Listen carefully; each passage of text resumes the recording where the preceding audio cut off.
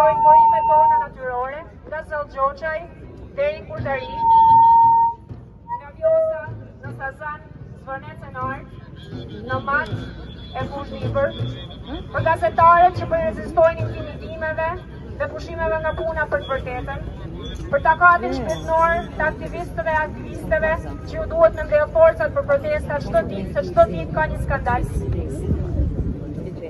Për gratë e fabrikave fason, për nga kuvimeve na, që punojnë prej mujsh pa marrë rroga, sot e kësaj dite, për rezistencën e ditë për ditëshme të grave të motrave të nanave tona, të cilat janë duke u mundu të ankohës për bërë një jetë dinjitetshme mrena dhe jashtë shtëpisë.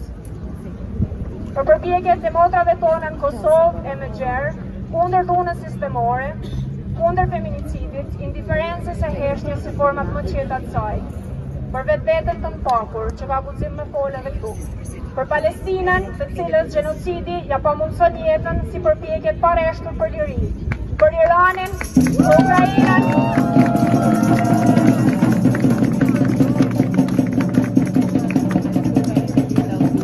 dhe gjitha ato tjera vende që sot po përbalen me imperializëm të jashtëm e patriarkalizëm të brendshëm.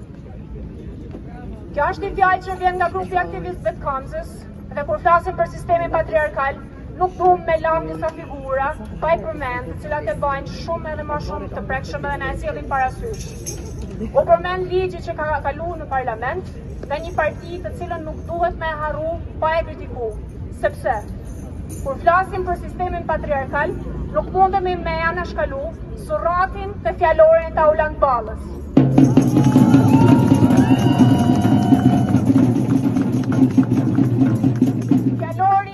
Është reduktu në 2 shifra.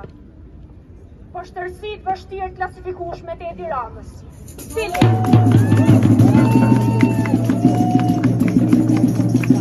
Sikur pas mjaftonte, edhe sot e njës ditën duke folë për Kamzën si vendit më shumë dhe i pa shpresë.